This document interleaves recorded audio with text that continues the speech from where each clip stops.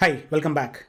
In last video, we have deep dived into HTTP request sampler in JMeter. Today, we are going to see the supplemental elements for your HTTP request. Supplemental request meaning whatever the elements we are going to see in next couple videos, they will be very helpful and works along with your HTTP request. One of the very important element for the HTTP is HTTP request defaults. Let us see with an example so that you can understand what is HTTP request defaults and how you can use it in your JMeter test plan to save time, and you can effectively design your business flows in JMeter. To demonstrate the concept of request defaults, I'm taking this pet store Swagger link. As you see, this is the sample server pet store where you can get the details of the pets using this Swagger UI. So there are different calls available: get, post, put, and also you can select the schemes HTTP or HTTPS. So we are going to use the HTTPS variant of this server pet store, and we are going to take any two methods, two services, and let us script in JMeter, and then we can see how request defaults will be very helpful if you want to make any changes quickly in your test plan. So to demonstrate, let me take a simple web service, say get pet ID. So here you can see it will retrieve the pet details by ID. So if I enter say 10 here, and if you click on execute, it will give you the message stating that pet not found. So instead of 10, we can give say 2, and here it is giving the output. So what you can do is you can just copy this and go to JMeter. First, let us add a thread group, and inside the thread group, let us add a HTTP request, say get pet by ID, and paste it here and delete the HTTPS, and URI you can cut and paste it in the path, and in the HTTP in the protocol you can mention HTTPS. And similarly, let us duplicate this and go to your Swagger UI, and let us take a post.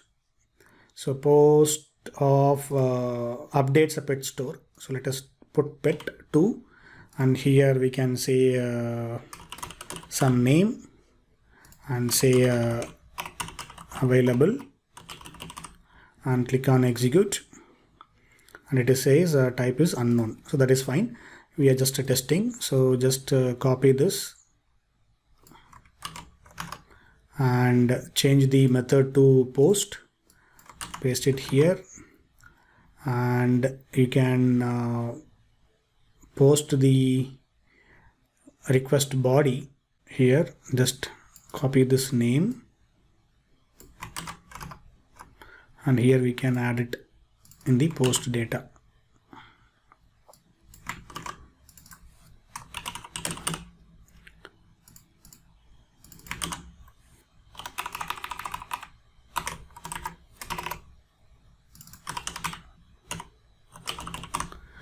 And this one we can say post pet ID, and let us take another one, another get. So get store inventory. So here we can say execute, and this will give you the some response body. So just copy this, and here you can duplicate this and paste the path and delete these two, and select the method as get. And let us add a listener view results tree, and let us run, and let us validate everything. Okay, so let us change this also, get inventory, and so on. So right now we have 3 web services calls, all are working fine. So now let us add a request defaults. So request defaults will be under config element. So right click on the thread group and click on add and go to HTTP request defaults. So this one you can just keep it at the top. Okay, now, so request default, the purpose of this element is it will help you to reuse the configuration for your HTTP requests. So to make use of request defaults, what you can do is first you have to identify what is common in your requests. So there are three requests here: get, post, get inventory. So you have to see what is common among these three requests. So in this case, what I'm seeing is the common is protocol and the server name. So these two are common. So what I can do is I can just cut this and put it in the request defaults. Similarly, I can cut the server name and paste it in the request defaults. Similarly, remaining two web services also you can just delete it. Now your requests are empty in your actual HTTP request. So what will happen is when the JMeter executes, first it will see any config element is present or not. And if there is any config element, say for example request defaults, and then it will read the information from here. Then it will reuse this two information in the subsequent requests. So now if I execute, what will happen is it will take the values of your petstore.swagger.io and HTTPS from your request defaults. So if you want to make changes, for example, in future, I need to test, say, petstore -production.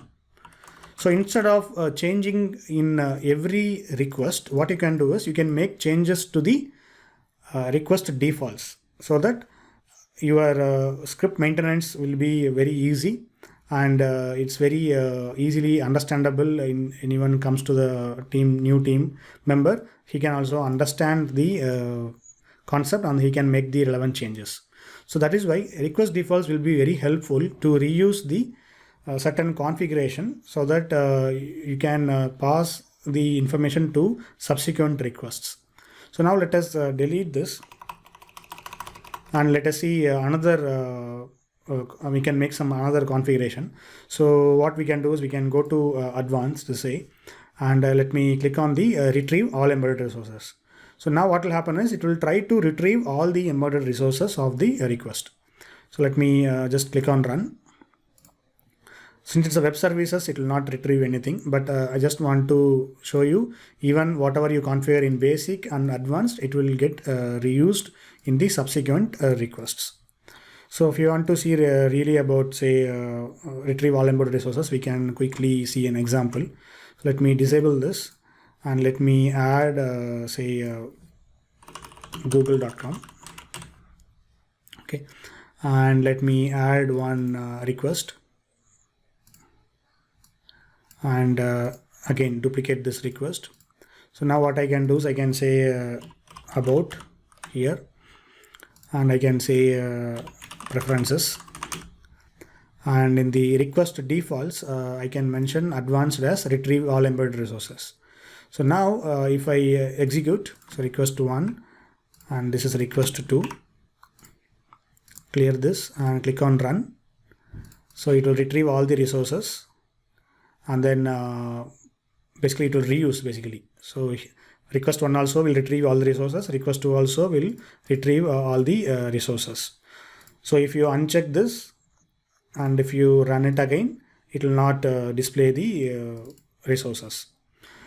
So this is how you can keep on reusing the commonly used configurations among all of your HTTP requests in one place, so that you can change it easily for your future regression.